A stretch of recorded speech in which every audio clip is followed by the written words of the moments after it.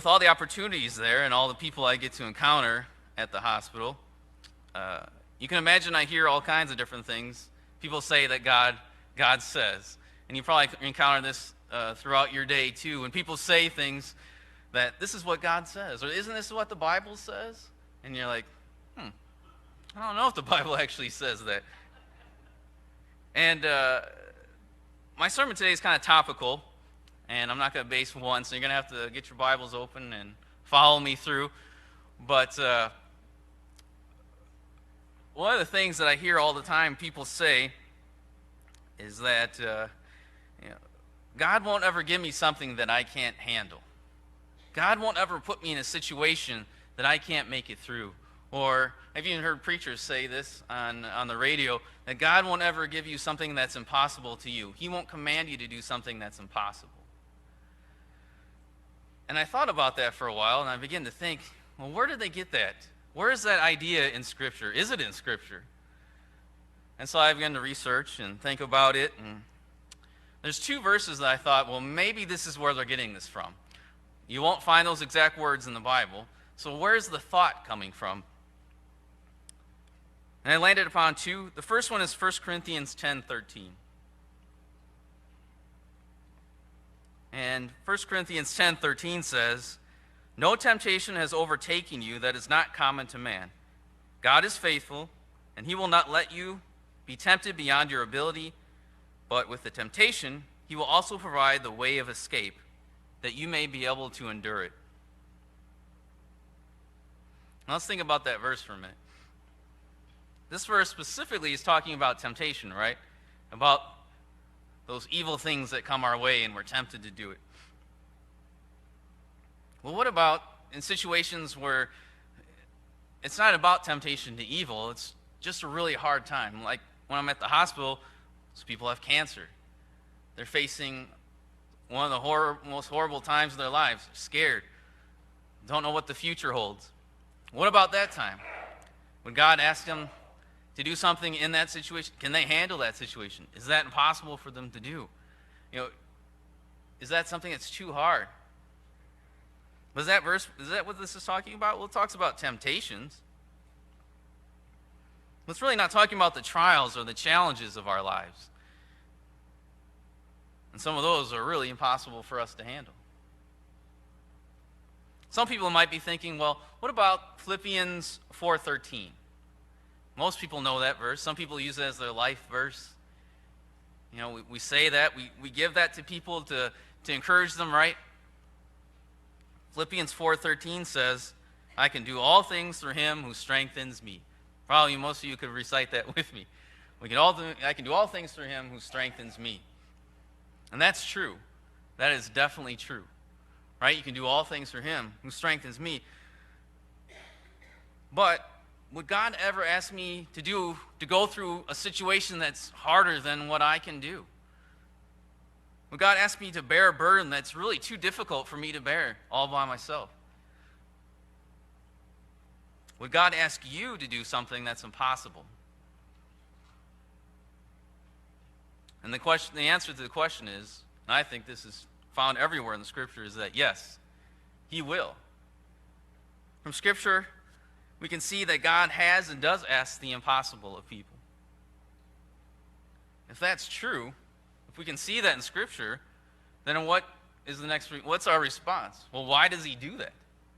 If he's asking me, why would you ask somebody to do something impossible? What's the point of that? Why would he ask me to do something that I can't do? If we answer that question, then we have to come to the place where we're going to have to respond to that truth. If he is asking me to do something that's impossible, I'm going to have to respond. And we'll talk about how we are to respond. So that's my 3 points for you. Does God ask the impossible? If he does ask the impossible, why? And then how are we going to respond to that? Well, let's look at the first part. God asks the impossible. And here's the examples I want to give to you. First one, the law. The law that God gave to the people in Israel. If you were to turn back to the book of Exodus, Leviticus, Deuteronomy, Numbers, you can see them going through that too. The law, right? The law was good, right? There's nothing wrong with the law. God didn't give them something that was evil. The law was good. It was perfect in what it was to accomplish. If you kept the law, you'd be good, right? If I kept the law every day, I followed through, even if just took the Ten Commandments, if I were able to fulfill the Ten Commandments, keep them perfectly, I'd be good. You know, as you read through the Bible, most people start through Genesis. When they're trying to read the Bible through the year, you get through Genesis, you get through Exodus, a lot of interesting stories. You hit, what's next? Leviticus. Oh, Leviticus. You got laws about mildew and bodily, who wants to know about bodily discharges and what to do with it? You know, you get to that point, you're like, oh my goodness, I'm on a phone. Then you get to Numbers, and it's just what it sounds like, Numbers. You know, who wants to talk about that? Unless you're a math person, which I'm definitely not. So you get to that, and then most of us probably shut down and are like, oh, I'll just skip to the Gospels because those are good. I know those, and I can kind of understand what's going on. But you get the giving of the law is important for us not to skip over the importance of the giving of the law because God did it on purpose. And we don't want to miss anything that he did on purpose. The problem with the law is not really the law itself, but it's us. Paul realized this, and he wrote it in the book of Romans. In chapter 3, and really throughout the beginning of the book of Romans, he explains the problem with the law. But Romans chapter 3, I'm going to read verses 10 through 20 if you want to turn there with me.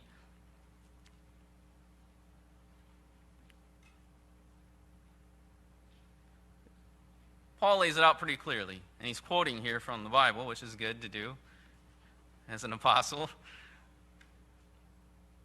He says, as it is written, none is righteous, no, not one. No one understands. No one seeks for God. All have turned aside. Together they have become worthless. No one does good, not even one. Their throat is an open grave. They use their tongues to deceive. The venom of asps is under their lips. Their mouth is full of curses and bitterness. Their feet are swift to shed blood, and their paths are ruin and misery. And the way of peace they have not known. There is no fear of God before their eyes. Now we know that whatever the law says, it speaks to those who are under the law, so that every mouth may be stopped, and the whole world may be held accountable to God. For by works of the law, no human being will be justified in his sight, since through the law comes knowledge of sin. So there's the problem, right? The law is good, but we're definitely not. I mean, you read through this is not a very flowery, happy passage, is it? This is a condemnation against mankind. No one seeks for God. No one is righteous.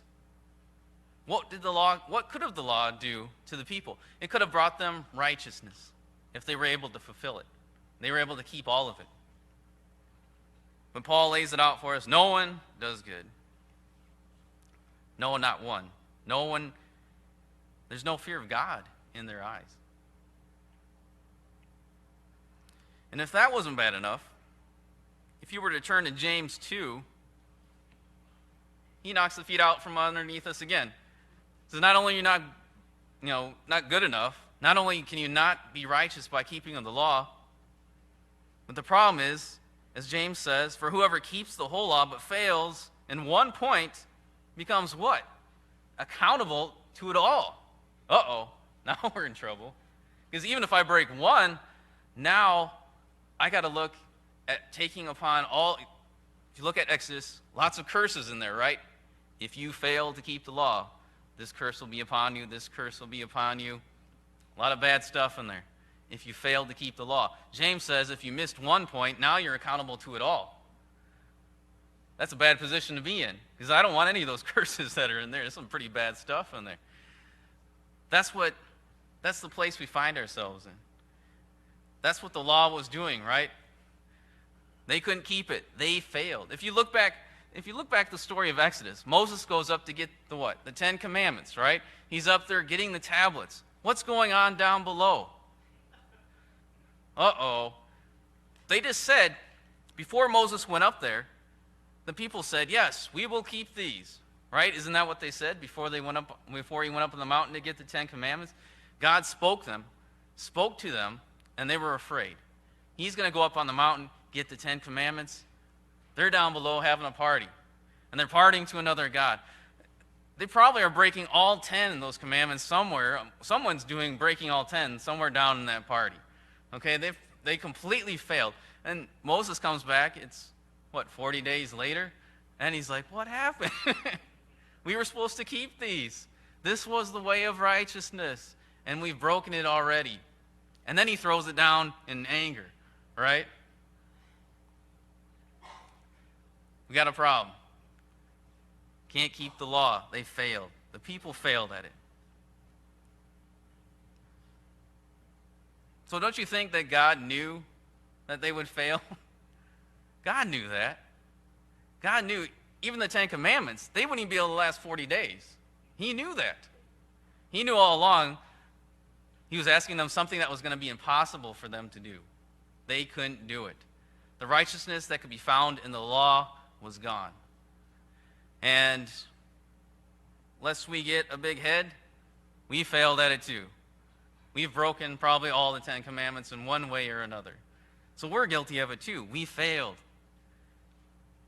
The law was not able to do what it said because we couldn't do what we were supposed to do. So that's the law. That's a good example of asking something to do that's not possible. How about Jesus? Jesus is a good example of someone asking people to do something impossible. I noticed that as when Pastor Martin was going through the book of John, it struck me that around every single miracle almost, Jesus is asking people to do things that are impossible. Do you notice that? Think about that for a minute. I'll give you a couple examples. The paralyzed man. You know the story. The guy who's been paralyzed for 30 some odd years, can't walk. He's laying down by the pool of Siloam. Jesus walks up and he says, hey, would you like to be made well? And the guy's probably thinking, what kind of dumb question is that? I'm here at the pool. This is where you get healed, right? The story goes that an angel would come down, stir the waters, and then the first person that jumps in would be healed of all their sickness and disease. So that's why the guy's there. He wants to be healed. There's a problem, though. The first problem is he can't walk. So how is he going to get in the pool? And the second one he complains about is that he doesn't have any friends to help him in. So what does Jesus do? He goes up to that guy that can't walk, doesn't have any friends, can't do what he wants to do, and he says, take up your mat and walk. That's the problem, right? That is impossible for him to do. If he could have done that, he would have done that a long time ago. Why suffer all that time? That was impossible for him to do. He couldn't do it. He couldn't do it alone. That's why he says, well, I don't have any friends. They're not helping me. And the people they're being mean because they won't let me a chance to get in first. Everyone just jumps in before me. Take the story of the feeding of the 5,000. Another opportunity for Jesus to ask to do something impossible. You got the story of the 5,000. Okay, you have Jesus preaching late into the night. People are hungry. The disciples are starting to get a little worried that they might have, a riot on their hands because these people are getting hungry. So they tell Jesus, you need to get rid of these people. You need to send them home and so that they can find something to eat. What does Jesus turn around and say to them? No, you feed them. Okay. So they huddle together and they're like, okay, let's figure this out. Philip comes up with the numbers. He's trying to do the accounting thing. We can't afford this. They take stock of what they have in their possession. Well, they don't have anything, so they look around and they find the boys' snack lunch. Okay, Jesus, this is all we have. You want us to feed everybody with this little fishes and loaves? How are we going to do this? Basically, they come back and say, this is impossible. We can't do it. We can't feed these over 5,000 people. There's no way. Jesus asked them to do something that was impossible for them to do. You turn to Matthew a little bit further. After the feeding of the 5,000, you get the next story, which is another great story and another opportunity for Jesus to ask people to do impossible things. It's the story of Peter and Jesus walking on the water. And you know that story too. Jesus is up on the mountainside, right? He's praying. He's sitting up there watching the disciples struggle. It says that he was able to see them, and he was up there until almost daybreak. They're out there all night, rowing and rowing and rowing.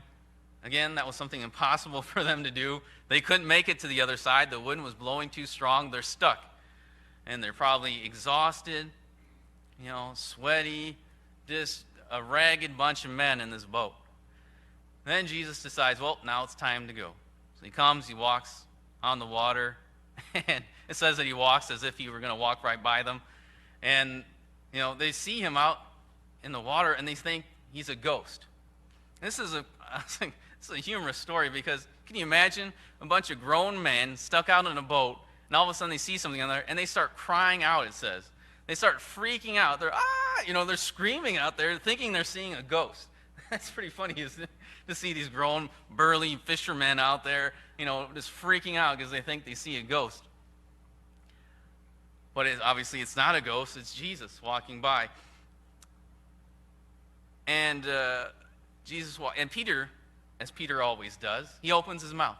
And he says, he thinks it's Jesus, right? That's all the story. He thinks it's Jesus, but he's not quite sure. So what does he do to make sure that it is Jesus? He asks Jesus to command him to do something that is impossible for him to do. He says, Jesus, if it is you, tell me to come out to you. Now, this would have been a cool trick as a fisherman if Peter could have always just walked on the water, right? That would have helped a lot. You just go out there. You don't even need a boat. Just throw your nets in and pick up the fish and walk back to shore. This was something that Peter had never done before and had probably never did ever again after that. But he stepped out of the boat and he walked on the water. That was his test to see if it was Jesus. Ask me to do something impossible. See, Peter had that idea. If it really is Jesus, Jesus is always asking people to do something that they can't do. So if he's going to ask me to do it and I can do it, that's a good test to see if it is really Jesus. So he asked him, tells Jesus, command me to come out to you and make me able to do that. And Jesus does it. He doesn't say, well, this is crazy, you're going to fall. He says, yep, come on out. Come to me.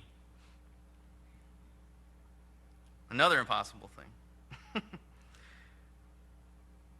And if you looked at even Jesus' teachings, not only just the commands that he gives, but the things that he teaches, if you really think about it, a lot of these things are impossible for man to do.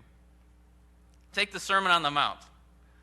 I actually had a pastor tell me once that he would never preach from the Sermon on the Mount because it's too legalistic. It's too hard. I said, you're exactly right. It is too hard. That's the point. He didn't get it, though.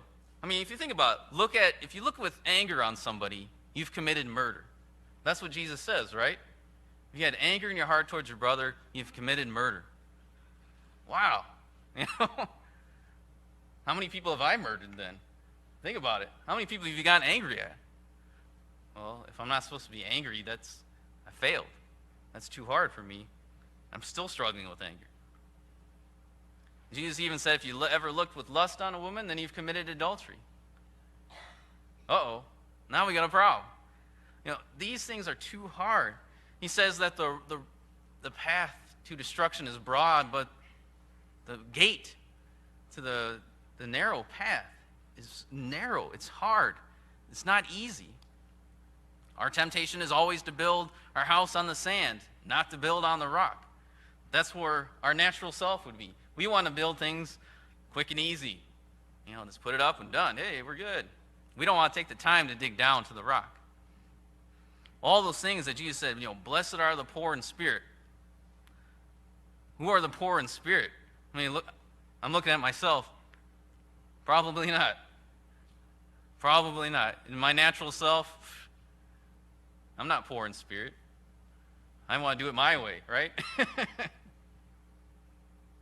A lot of things he asked in there were too hard for us to do on our own. Take another teaching of Jesus. In Luke 9:23, he said, if anyone would come after me, let him deny himself, take up his cross daily, and follow me. Do we get what that means?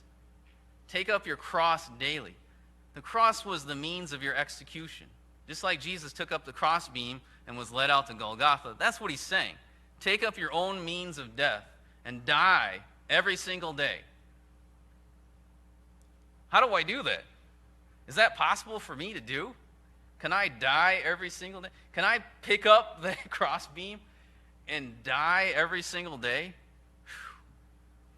It doesn't sound very pleasant, does it? That's not something I really want to do. But that's what Jesus commanded the people to do. If you want to come after me, you're going to have to die daily. Or take John chapter 3. Most of you know John chapter 3. At least you know John 3:16. By heart, everyone knows that. Even people that don't even know God know John 3:16.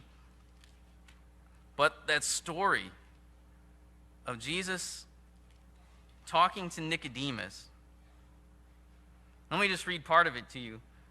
It says, "Now there was a man of the Pharisees named Nicodemus, a ruler of the Jews. This man came to Jesus by night and said to him, 'Rabbi, we know that you are a teacher come from God, for no one can do these things that you do unless God is with him.' Jesus answered him, 'Truly, truly, I say to you, unless one is born again, he cannot see the kingdom of God.' Nicodemus said to him, 'How can a man be born when he is old? Can he enter a second time into his mother's womb and be born?' Jesus answered, 'Truly, truly, I say to you, unless one is born of water and the Spirit, he cannot enter the kingdom of God. That which is born of flesh is flesh, and that which is born of spirit is spirit. Do not marvel that I said to you, you must be born again. The wind blows where it wishes, and you hear its sound, but you do not know where it comes from or where it goes. So it is with everyone who is born in the Spirit.' Nicodemus said to him, 'How can these things be? This is impossible. What you're talking about, you're telling me I need to be born again, and then you're telling me I can't be born again, that I can't do it? So why are you telling me to do this, Jesus, if you're saying that I can't do it on my own?' He realized that what Jesus was saying is that only the Spirit can do this. I'm telling you to be born again, but only the Spirit can do that. Nicodemus realized, this is impossible teaching. How am I supposed to do this? I can't do this. Nicodemus was onto something. Because that brings us to the question, the same one that probably Nicodemus was thinking, why does God ask the impossible? Why does he ask us to do impossible things? Why is he telling Nicodemus to be born again when he can't do it himself? Well, let's start back with the law. We talked about at the beginning. Why did God ask those people way back then to follow this law? It wasn't only the 10 Commandments, he added on a whole bunch of other stuff too, right? Even after he failed the first time. Well, the law demonstrated that man apart from God is sinful and cannot produce the righteousness in themselves to obey. Paul tells us that the law brought knowledge of sin. Even Paul said, I didn't even know what covetousness was until the law told me and taught me what it was. And then I wanted to covet. See, that was the problem. It wasn't the problem with the law. He makes that point very clear. Nothing wrong with the law. It was what was inside. The fact that I found out, oh, there's a new sin I can do. Well, let me do that. That's what the law taught him. And it showed him that that's what was inside of him. That the problem was in here, his heart. His heart wanted to do sin. His heart wanted to find new ways to sin. And when the opportunity and the teaching came, boom, there he goes his heart, right after that sin. That's what the law did. And that's why God asked them to do that impossible thing, because it showed them that they couldn't keep the law. They couldn't do something to earn salvation. They couldn't do something to be righteous. That was beyond their ability. They needed someone to help them. They needed salvation to come from somewhere else. It wasn't within themselves. They needed someone to come and save them. So why did God ask them to keep this impossible law? It was to show them that they couldn't do it.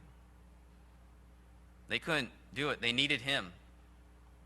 And that's what the law still tells us today, doesn't it? The Jewish people today, those who are follower of and try to keep the Jewish law, they can't do it, can they? Where's the temple at? It's gone. They're missing part of what they're supposed to be doing. They can't follow through on the Day of Atonement like God commanded originally in the book of Exodus. A lot of things cannot be done because of what happened then. But the law taught that. It's a good teacher. Because when we try to do that, try to keep the Ten Commandments and hope on that, we messed it up, right? And then Jesus took that step farther and said, even if you looked on with anger, you've broken that law. And now you're accountable for it all. So we need someone else to do it for us.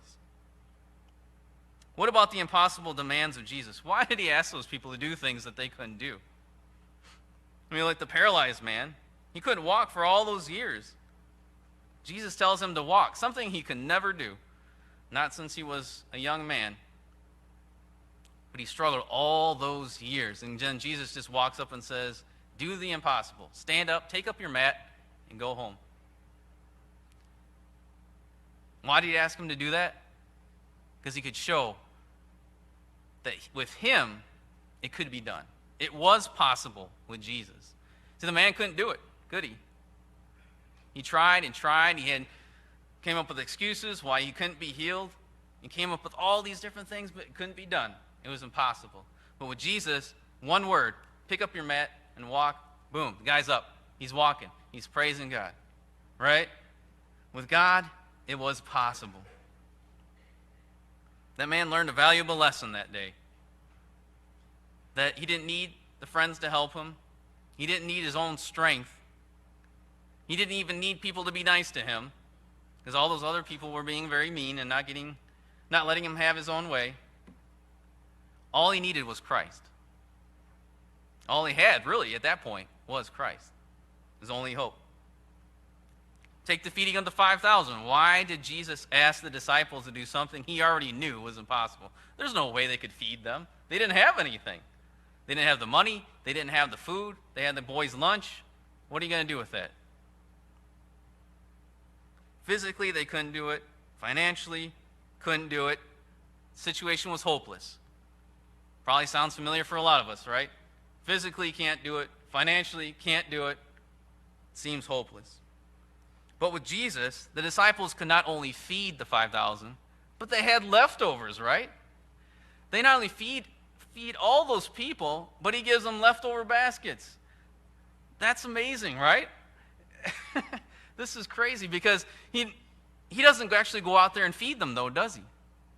He turns around and says, yeah, you're right. This is an impossible situation that I just asked you of. You can't feed these people. But here, let me pray, let me bless this little food that we have, and now you go feed them.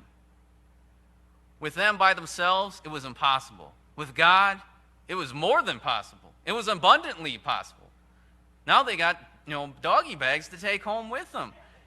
He went way beyond what was possible for the disciples. Peter asked Jesus to command him to do the impossible, to walk on water. Can Peter do that with Jesus? Yes, he can. I'm sure he wished he could have done that a long time ago. But with Jesus, Peter could walk on the water. What happens when Peter comes back into himself and realizes what's going on? He falls, right? He begins to sink. He can't do it. He can't do it on his own. He has to keep his eyes on Jesus. And I'm sure Peter jumped out of that boat 1,000,000 times, and never once did he walk on the water. But when Jesus says, come to me, he could walk on that water. He could do it. See, Peter learned a valuable lesson that day too. He can't do it on his own. He needs Jesus. Whatever else he has, the thing that he needs most is a relationship with Jesus Christ. Then we go to Jesus' teachings, some of those things that are impossible for us to do. The Sermon on the Mount, Jesus even said there that if you sin, cut off your hand if it's offending you. Gouge out your eye if that's the problem. I don't know about you, but there would be nothing left of me if I started doing that. That's impossible for do. But with faith and reliance upon Jesus Christ, we can do those things. It is not impossible. It's hard, yeah. It's extremely hard. It's impossible for us, but with God, we can do those things. Only in complete faith in Jesus can a person take up their cross and daily die. You can't do that on your own. You don't want to do that on your own. We can only do it with Christ. Jesus said a man must be born again. And then he clearly said that you can't do this on your own. By flesh, you can only be born once. To be born again, it has to be done by the Spirit, and the Spirit does what he wants to. You don't know what he's doing. That was his point when he was telling Nicodemus. You don't know what he's doing. It's impossible for you to be born again of yourself. You can't make this happen. Only the Spirit can make it happen. Only I can make this happen. Nicodemus learned an important lesson today, or that day, clearly, because at the end of Jesus' life, there he is, helping Joseph take the body of Christ. Something happened to Nicodemus. Something happened to him. He learned that he couldn't do it on his own. He probably was thinking all along. Here he is, a Pharisee, thinking he could do it. So how are we supposed to respond to this then? How are we supposed to come away from this? If God is asking us to do the impossible, and the only way we can do it is through him, how do we respond? Well, first, I think we need to expect God to ask us to do the impossible. Peter tells us that in 1 Peter 4:12, "Beloved, do not be surprised at the fiery trial when it comes upon you to test you, as though something strange were happening to you." I think a lot of us are in that place where we think this is strange. Now, why is this horrible thing happening to me? Why is this coming upon you? Peter said, don't be surprised at this. This is what's going to come to you. You should expect it coming. So that's where we need to be at, I think. We need to be ready to meet that fiery trial. Some of us will have a worse trial than others, but we're all going to experience it. Jesus promised that, right? That in this world you will have trials, tribulations. It'll be hard. It's not going to be easy. So Peter reminds us, expect these things. Expect the impossible situation to come up where you look at it, there's no way you can do it. There's no way you're going to be able to pay that bill. There's no way you can repair this relationship. There's no way to go on past this.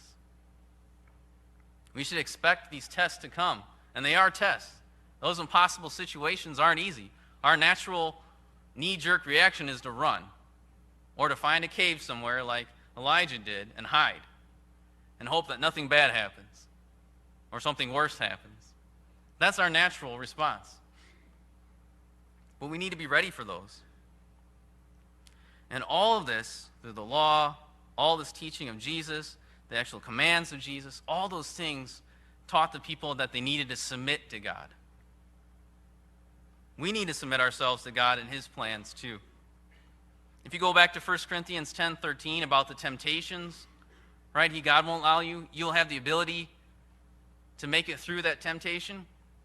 If you read back at that scripture, what does it say? Why do you have the ability to make it through that? He provides the escape. See, oftentimes we focus on the fact that, oh, I have the ability. Well, I can do that.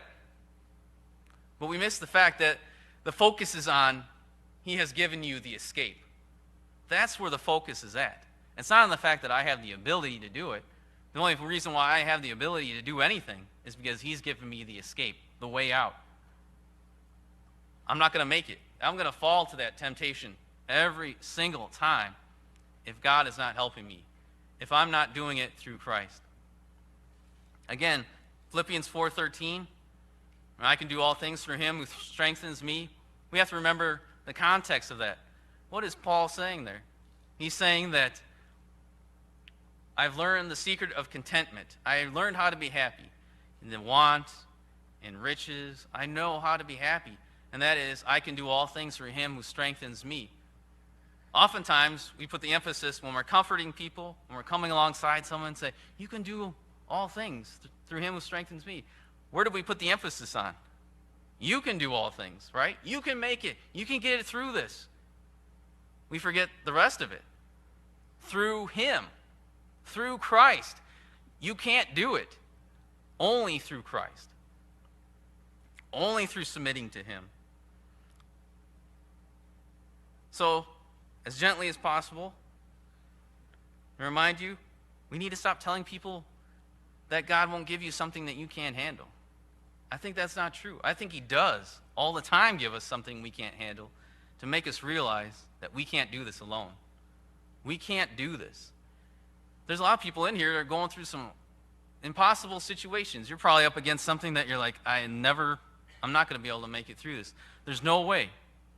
You know, these bills are piling up. There's no money. How is this going to happen? It's impossible. There's no way I can restore this relationship. It's over. I can't do it. I've lost this loved one. There's no way. I can't even get up in the morning. I don't even want to get dressed. I don't want to even eat. This is an impossible situation, God. Why did you put me in this? And I think he's saying, you're right. It is impossible. And the reason why I've given this to you is so that you realize that you have to do it through me. You can't do this on your own. And I often pray that with people when I'm ministering to them at work, is that, you know, this burden is too hard for you to bear. You can't bear this burden. I don't care what anybody else has said, this is impossible for you to do, because you can't do this alone. You need God to help you through this. You have to have God, because if you're going to try to do this on your own, you're going to fail. You're going to fall. This is going to destroy you, who you are. It's going to change you as a person, and you'll never make it out. You're going to lose all hope. You're going to be in despair. But God never intended you to do this alone. He never said, hey, just go at it. Try to do it on your own and see what happens. He was there all along with the law and the people. Look at his mercy to those people that failed in the law over and over and over again. How many years was he with those people? Long suffering. Same thing for us. I read Mark chapter 10, Jesus teaching on to the rich man and to his disciples how to get into heaven, and they said, this is impossible, Jesus. What you just said is not possible. If it's harder for a camel to go through an eye of a needle and then to be saved, then we can't do it. And that was exactly the point. You can't do it. This is impossible. But with God, all things are possible. That's the point. Relationships, knowledge, wisdom, going to work, dealing with illness, loss, life, death, salvation, all those things are impossible for us to handle alone. We were never intended to handle them alone. We were intended to live in communion with God, to submit our ways, to submit our hopes, to submit our dreams, to submit really who we are to him and say, here it is. Here's all of me. Take this. I don't want any of it. And some of you are probably at that point. That fiery trial is on you, and you're like, I've got nothing left. I've been there before. I've been at that place. I have nothing, God. I can't do anything. Everything I've tried has failed. Do something. I remember crying out, just do something. There's nothing left for me to do. And then I realized, yeah, that was the point all along. That was the point he was trying to get across to me all along. That I should have cried out from the very beginning. I can't do anything. I need you.